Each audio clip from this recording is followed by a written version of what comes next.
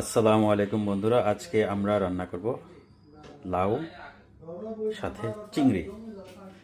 লাউ চিংড়ি আজকে রান্না করব। তো রান্না কিভাবে করা প্রসেসিং এটা আমি পার্ট বাই পার্ট আপনাদেরকে আজকে দেখিয়ে দেব। তো তো এখন আমরা কিছু চিংড়ি নিছি। চিংড়িগুলি এখন লবণ এবং হলুদ দিয়ে মাখিয়ে এটাকে তেলে ফ্রাই করে নেব। তো আমরা এখন এখানে পরিমাণ মতো লবণ আর পরিমাণ মতো হলুদ দিয়ে এগুলি একটু মাখি। চুলাতে আমরা কড়াই বসিয়ে দিয়েছি। কড়াই বসানোর পরে অল্প পরিমাণে তেল দিয়ে দিলাম। তো পরিষ্কার করে চিংড়িগুলি ধোয়ার পরে হলুদ লবণ মাখিয়ে তো আমি এখন এগুলিকে তেলে দিয়ে দিচ্ছি ফ্রাই হওয়ার জন্য। তো বন্ধুরা, এখন আমি লাউটা ছিলে নিচ্ছি। লাউটা ছিলার পরে আমরা এটা কেটে সুন্দর করে আবার রেখে দেবো, ভিজিয়ে রেখে দিব।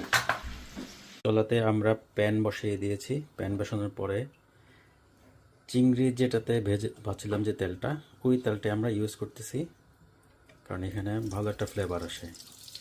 এই যে উপরে যে মশলাটা এটা আমরা দিব না, যা শুধু তেলটা দিয়ে দিলাম। এখানে আমরা দুটো পেঁয়াজ কেটে রেখেছি। এখন পেঁয়াজটা আমরা তেলে দিয়ে দিব। এখন আমরা কিছু কাঁচামরিচ দিয়ে দিচ্ছি। 4-5টা কাঁচামরিচ ফালিয়ে দিয়ে দিলাম, এটাতে খুব ভালো একটা ফ্লেভার আসে। এখন আমরা পরিমাণ মতো মশলা দিয়ে দেব। লাউতে বেশি মশলা দরকার হয় না, আমরা যেটা যতটুকু খাই ততটুকু পরিমাণ মশলা দিয়ে দেব। অল্প একটু হলুদ, তারপরে অল্প একটু মরিচের গুঁড়া। আচ্ছা, মশলাতে কষিয়ে নেওয়ার জন্য অল্প পরিমাণ পানি দিচ্ছি, যাতে মশলাটা নিচে লেগে না যায়। মশলাটা এখন আমরা কষাই নিচ্ছি। এখন আমরা যে ভেজে রাখা যে চিংড়িটা, এটা এখন আমরা মশলাতে দিয়ে দেব। তো মশলার সাথে চিংড়িটা আমরা ভেজে নিব ভালো করে। আমাদের চিংড়ি মোটামুটি কষানো হয়ে গেছে। এখন এটা আমরা কেটে রাখা লাউ অ্যাড করব। কেটে রাখা লাউগুলি অ্যাড করে দিচ্ছি। তো লাউয়ের মধ্যে আমরা কোনো পানি ইউজ করব না, কারণ লাউ থেকে যে পানিটা উঠবে ওই পানিটাই তরকারির জন্য যথেষ্ট।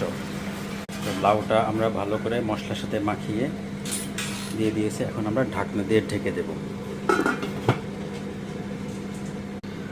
তো রান্নার মাঝখানে আমি এখন ঢাকনাটা উঠাবো।